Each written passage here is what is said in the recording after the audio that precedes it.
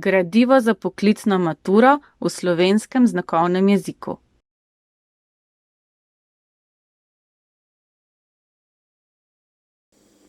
Pevec Homer je napisal Odisejo. Besedilo spada v obdobje, ki se imenuje Antika. Antika je čas stare Grčije in Rima od nekje 1000 let pred našim štetjem do 5. stoletja našega štetja. Kadar v sedanjem času govorimo o antiki, ponavadi mislimo na ta čas kot čas znanosti in umetnosti. V umetnost pa spada tudi antična književnost, ki se deli na starogrško in starorimsko književnost.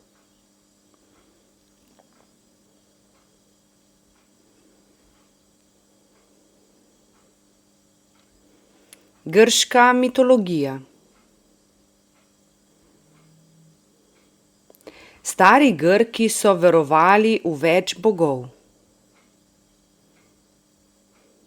Glavnih 12 bogov je živelo na gori Olimp. Izgledali so kot ljudje, le da so bili lepši, močnejši in pametnejši. Njihova najpomembnejša lastnost je bila nesmrtnost. Obnašali so se tudi kot ljudje, se zaljubljali, poročali, prepirali, se varali.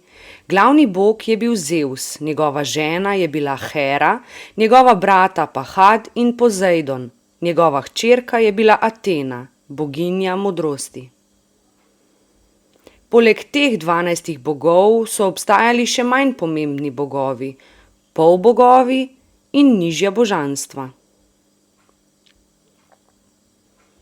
Grki so svoje bogove častili, jim darovali in gradili templje. Verjeli so namreč, da bogovi že ob rojstvu določijo usodo človeka. Zato so hodili v preročišče v Delfih, da bi izvedeli, kakšna je njihova usoda.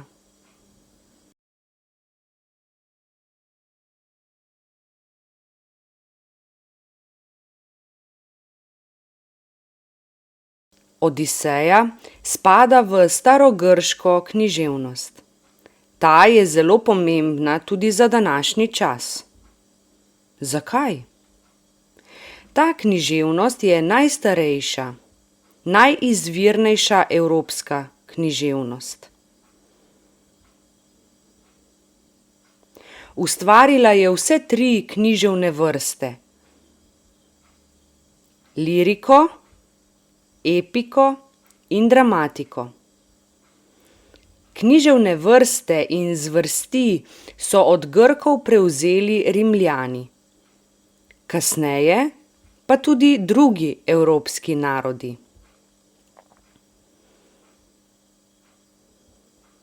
Motivi iz grške književnosti, iz grške mitologije, se ponavljajo v delih evropskih avtorjev še danes.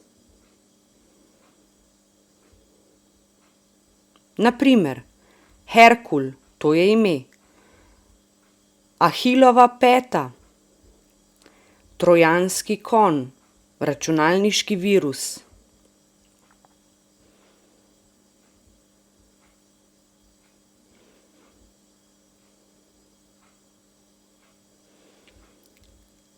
Avtor Odiseje je slepi grški potujoči pevec Homer.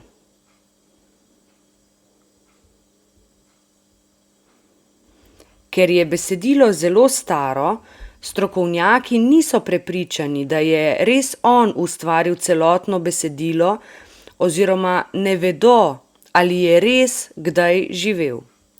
Tej dilemi rečemo homersko vprašanje. Avtorstvo pa pripisujemo Homerju. Napisal naj bi 2 dela: Iliada in Odiseja. Iliada je drugo ime za Trojo, V Iliadi pripoveduje o 10-letni trojanski vojni, v Odiseji pa o 10-letnem vračanju grškega junaka Odiseja iz trojanske vojne domov na otok Itako.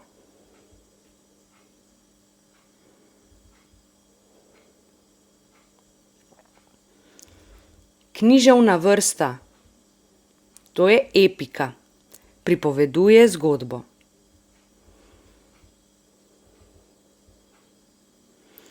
Književna zvrst. Ep. Lastnosti epa. Prvič, je najstarejša zapisana evropska književna zvrst oziroma vrsta. Drugič, je dolga pripoved, napisana v verzih, kot pesem. Tretjič, v njem se prepletajo verski, moralni in nacionalni motivi. Četrtič, prikazuje dejanja bogov in bajeslovnih junakov, lahko pa tudi zgodovinske dogodke, vojne.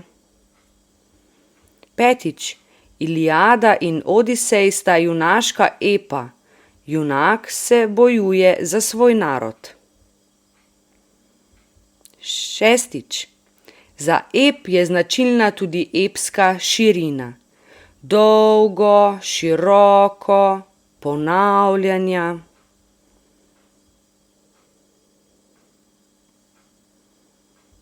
Sedaj vam bomo predstavili dva odlomka. Besedila epa smo prilagodili v način za lažje razumevanje.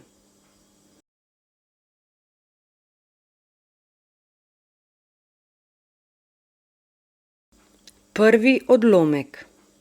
Uvod in besedilo odlomka. Uvod v odlomek. Drugi junaki so že doma. Odiseja pa zadržuje nimfa Kalipso na svojem otoku.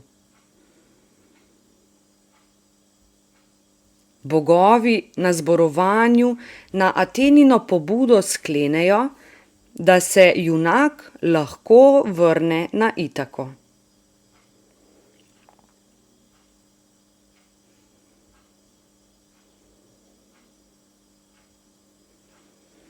Tam se snubci potegujejo za njegovo ženo Penelopo, ki še vedno zvesto čaka moža.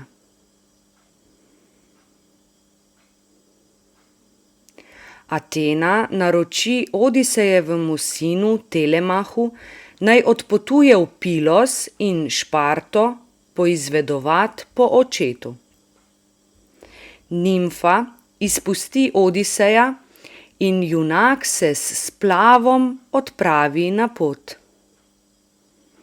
V viharju se splav razbije in Odisej ves izmučen priplava na otok Fajakov. Atena kraljevi hčeri Navziki v sanjah naroči, naj gre k vodi prat perilo. Po opravljenem delu pa kraljična in njene spremljevalke doživijo presenečenje. Iz grmovja stopi goli Odisej in dekleta se razbežijo. Prvi odlomek. Srečanje z Navziko. Samo ena je ostala. Navzika. Njej je Atena v dušo poslala pogum, ves strah ji je iz udov pregnala. Sama negibno je stala pred njim. Odisej je razmišljal, ali naj se dotakne kolen prelepe device in jo prosi za pomoč.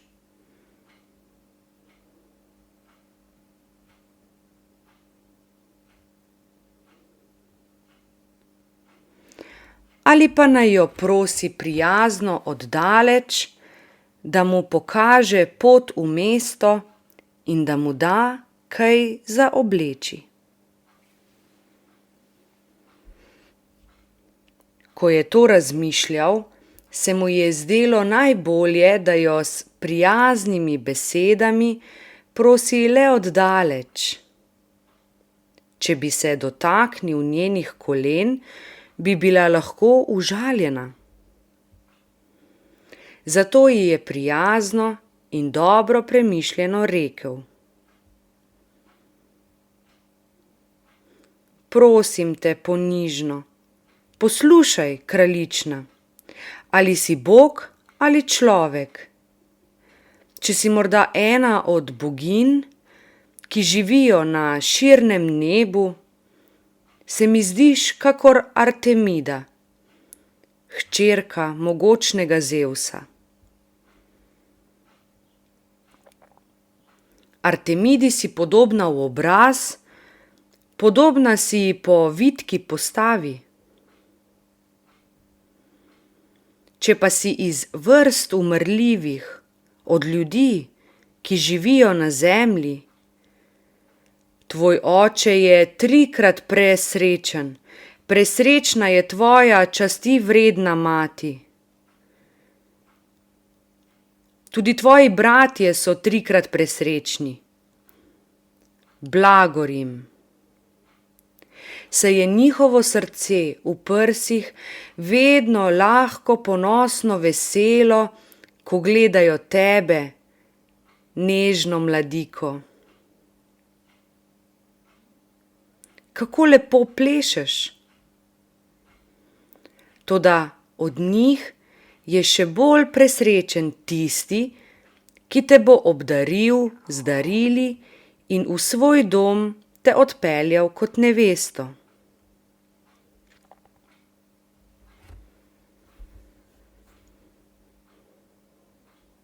Blagor tistemu, ki se bo poročil s tabo. Še nikoli nisem videl takšnega bitja, ne moškega, ne ženske. Začuden strmim, ko te gledam. Samo enkrat sem videl na otoku Delosu ob Apolonovem oltarju mlado palmo, ki je ravno tako rasla v višino. Tudi tja me je v spremstvu prijateljev prinesla pot, na kateri me je čakalo še mnogo težav. Tudi takrat nisem mogel pogledati stran, saj še nikoli ni iz zemlje pognalo bolj vitko steblo kot zdaj.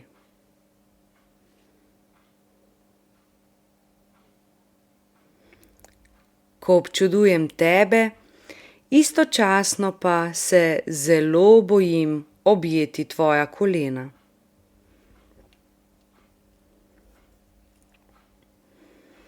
Imam res veliko težav. Včeraj, po 20 dneh, sem ušel temačnemu morju.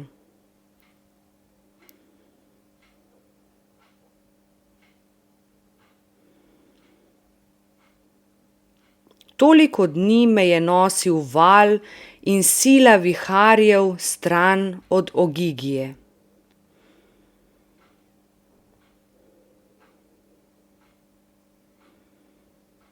Zdaj pa me je sam demon zanesel, da še tukaj doživim nove težave. Ne verjamem, da so že vse za menoj. Še mnogo hudega mi bodo poslali bogovi. Usmili se me, kraljična. Saj po vseh hudih naporih sem najprej srečal tebe, drugih ljudi tukaj ne poznam, kar jih živi in prebiva v tem mestu in v tvoji deželi. Pokaži mi pot v mesto in dovoli, da se v cunje ogrnem. Daj mi kakšno od rjuh, v katere si zavila perilo.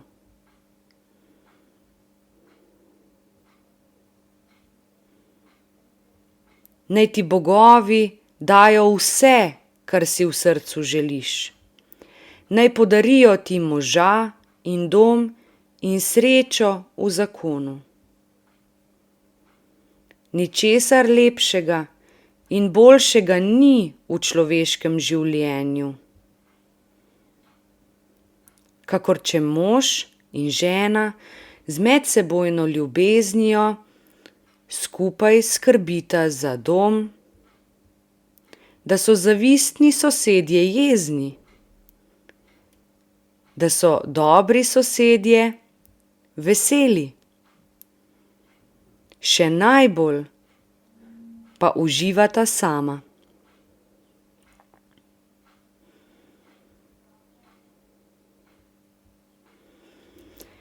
Njemu je beloroka Navzika tole odgovorila: Tujec, ne zdiš se mi ne neumen, niti ne strahopeten. Sam Zevs, ki živi na gori Olimp, ljudem podarja srečo, dobrim in slabim. Vsakomur toliko, kolikor on želi. Kar ti je podaril Bog, to moraš pretrpeti. Zdaj, ko si prišel v našo deželo, k nam v naše kraje, tu boš obleko dobil, ničesar tu ne boš pogrešal. Kot se spodobi, če za pomoč prosi nekdo, ki je v stiski. Pokažem ti pot v mesto in povem ime tega ljudstva. Tukaj, v tem mestu in v tej deželi živimo Fajaki. Jaz sem hči kralja Alkinoa.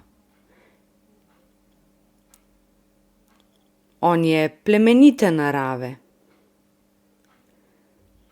In on je mož, ki ima oblast in vlada nad vsemi Fajaki. Tako je rekla in služabnicam, ki so imele lepe kodre, naročila: Stojte, služabnice! Kam bežite pred tem moškim? Ali morda mislite, da je naš sovražnik?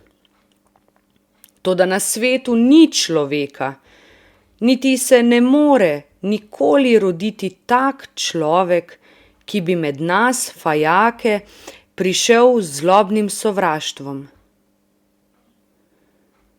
Saj nas imajo bogovi preveč radi.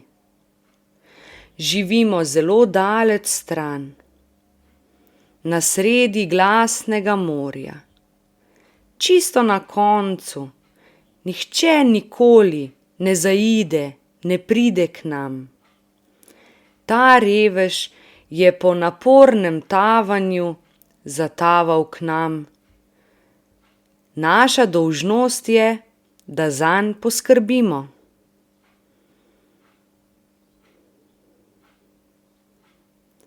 Ker Zevs nam pošilja tujce in reveže. Tudi najmanjše darilo mu je všeč. Služabnice, dajte gostu hrano, prinesite mu pijačo. Dekleta storijo, kot jim je ukazala kraljična. Ko se Odisej umije in obleče, se ji zdi lep kot Bog. Najraje bi se poročila z njim. V kraljevi palači junaka prijazno sprejmejo in on gostiteljem pripoveduje o svojih dogodivščinah. Tudi o srečanju z velikanom Polifemom, enim od Kiklopov. Odisej se je z 12 prijatelji odpravil v njegov dom, v jamo. Ko je Kiklop po prihodu s paše doma odkril tujce, je zaporedoma požrl 6 mož. Odisej je spoznal, da se bodo lahko rešili le z zvijačo.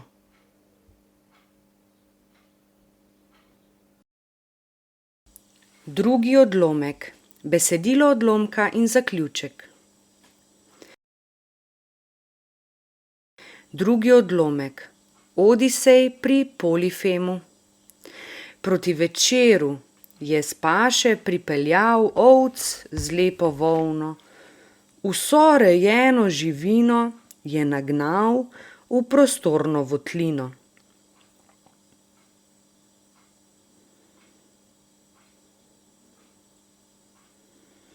Zunaj, v dvoriščni ogradi, nobene živali ni pustil, morda nekaj je slutil, morda je kakšen bog to hotel. Dvignil je orjaško skalo, ki je stala pred vhodom votline, in vhod z njo zaprl. Potem se je usedel in molzel ovce in koze meketave, lepo vse po vrsti. In vsaki je pod vime podstavil mladiča, da je pil mleko.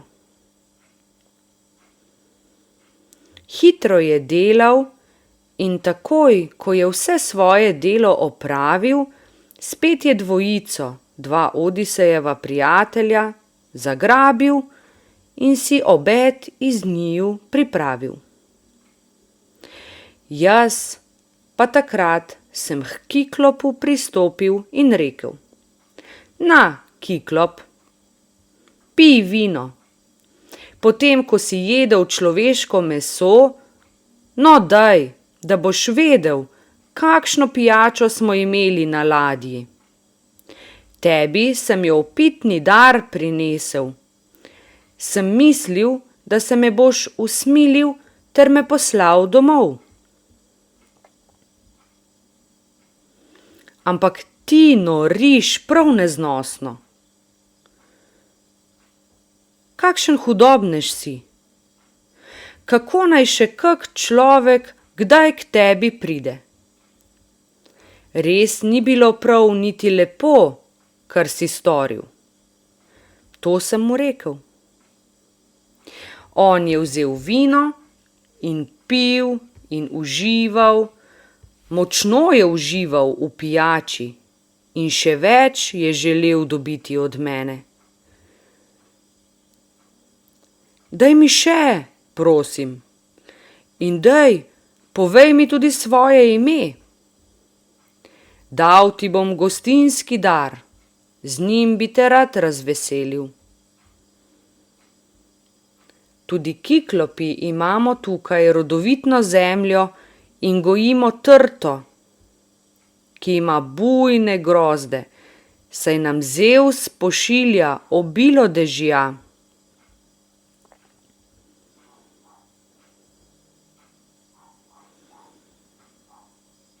Toda tvoje vino je kakor ambrozija, pijača večne mladosti in nesmrtnosti pri starih Grkih.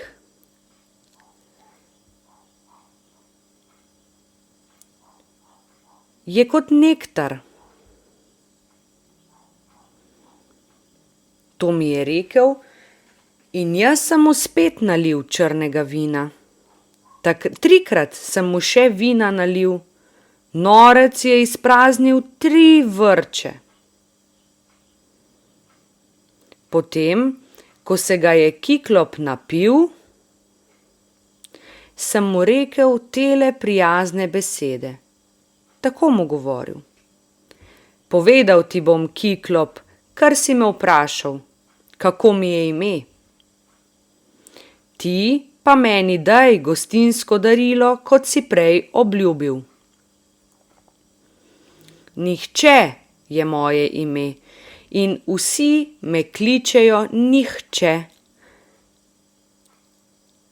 Mati in oče in vsi moji prijatelji in sorodniki.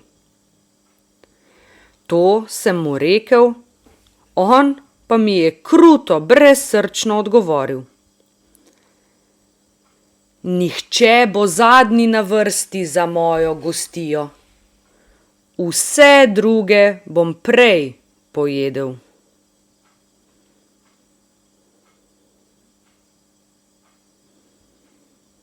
To je moj gostinski dar zate. To mi je rekel, se naslonil nazaj in padel na tla. Tam je ukrivil svoj vrat in že je zaspal. Iz grla med vinskim zadahom je bruhal koščke človeškega mesa ter kolcev in rigov. Jaz pa sem v žerjavico pod kup pepela porinil kol, dokler se ni razžarel.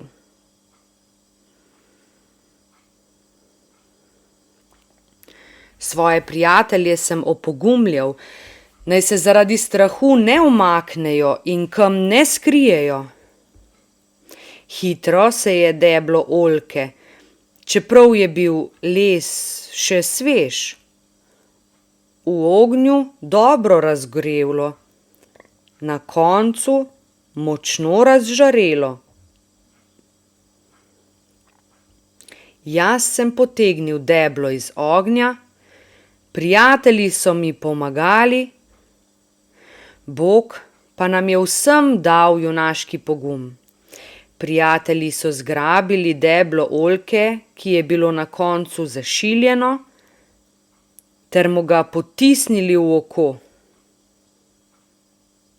Jaz pa sem ga na vrhu sukal kakor tesar, ki sam zavrta sveder v ladijsko gredo.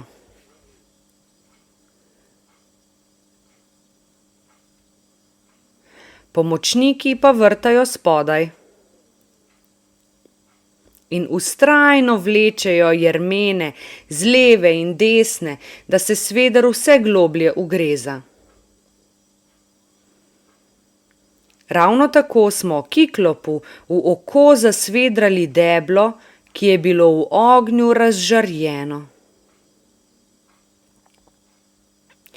Njegova vroča kri je oblila konico. Plamen je osmodil Kiklopove obrvi in veke, švigal je iz njegove zenice, ki se je scvrla do korenin.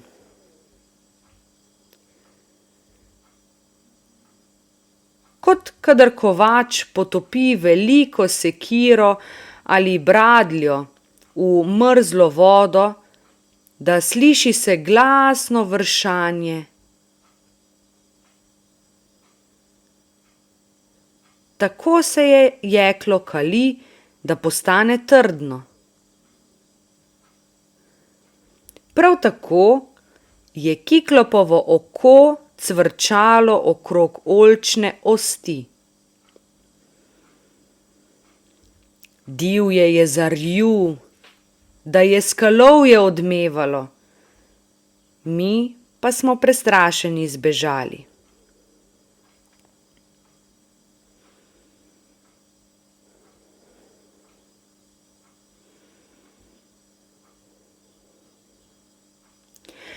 Nato si je iz rane v očesu deblo oljke izdrl, bilo je poškropljeno z obilo krvi.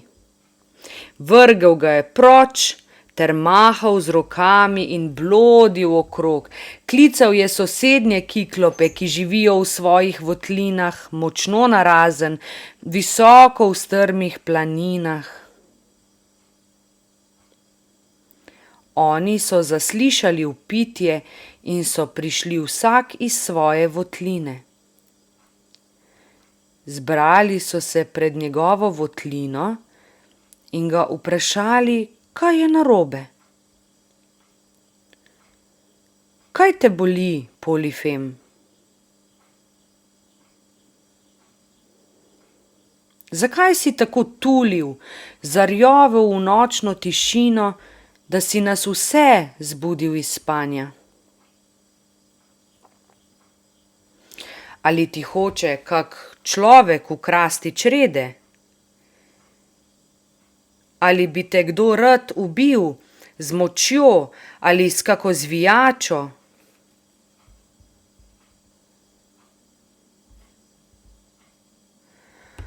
Orjaški Polifem jim je iz votline tako odgovoril: Joj, prijatelji, nihče me ubija, z zvijačo, ne z močjo. Odgovorili so mu tele vznesene besede: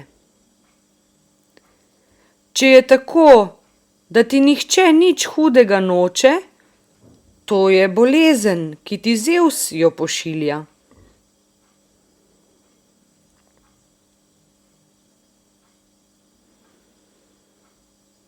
Ne moreš se ji izogniti. Moli k Pozejdonu, morda ti bo on, ki je tvoj oče, pomagal. To so rekli in odšli.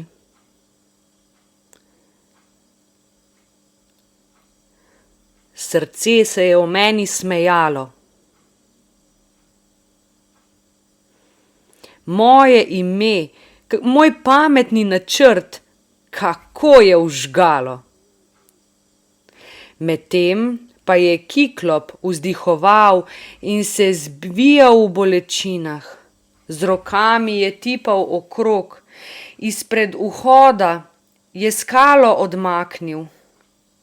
Sam se je usedel pred vhod in pred sabo iztezal roke, če bi kdo od nas hotel oditi skupaj z ovcami.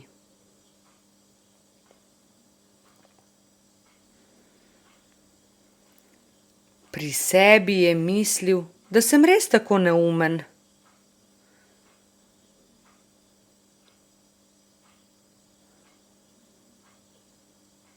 Jaz pa sem razmišljal, kaj bi bilo najbolje, le kako naj pred smrtjo rešim sebe in svojo prijatelje.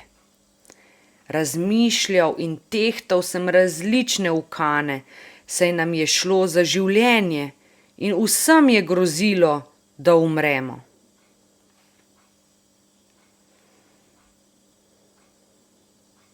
Nazadnje sem se spomnil tega načrta. Našel sem rejene ovne, ki so imeli gosto volno. Bili so lepi, veliki in imeli so temno vijolično volno. Te sem naskrivaj povezal med seboj po 3 in 3 z vrvovimi vejami.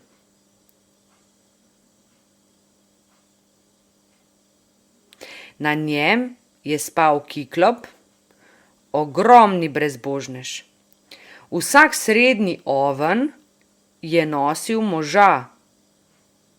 Oven na levi in oven na desni pa sta bila srednjemu v kritje. Vsakega od mojih mož so nosili 3 ovni.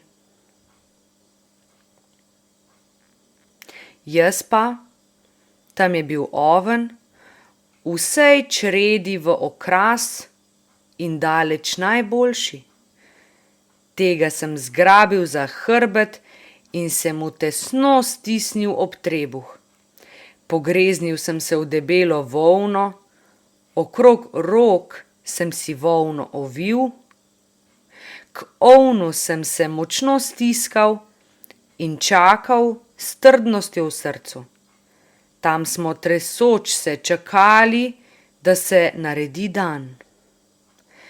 Ko pa se je zjutraj zarja z rožnimi prsti le prikazala, se je čreda ovnov pognala ven na pašo Ovce, ki jih ni nihče pomolzel, pa so blejale notri v ogradi, ker so jim nabrekla vimena.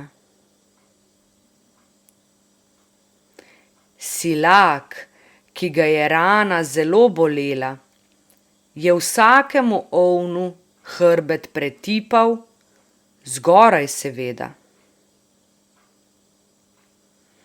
Zaradi svoje neumnosti ni slutil, da spodaj, v volni pod prsmi, privezani čakajo moji prijatelji.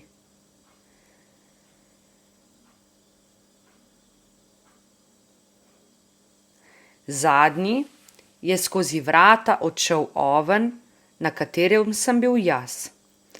Polifem je ovna pobožal in mu rekel: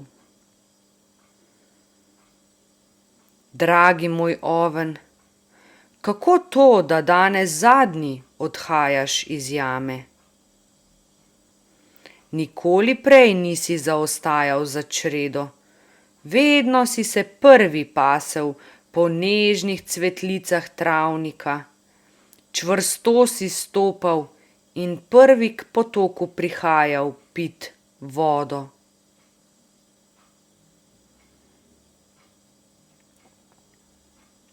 Zvečer si se vedno hotel prvi vrniti v ogrado, danes pa si zadnji med vsemi. Zagotovo ob svojem gospodarju žalostno čustvuješ. Boli te njegovo oko, ki ga je oslepil zlobnež Odisej s svojimi prijatelji.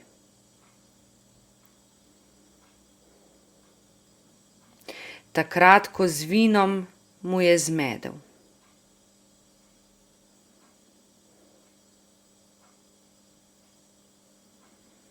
Nihče, zanj upam, da ni in ne bo ubežal pogubi.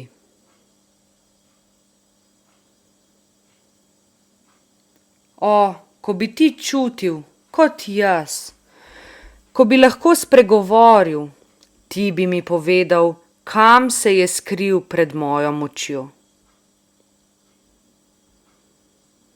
Tako bi mu počil lobanjo, da bi možgani škropili tla sem ter tja po votlini. A meni bi v srcu odleglo. Lažje bi prenašal zlo, ki ga je storil nek nepomembni nihče.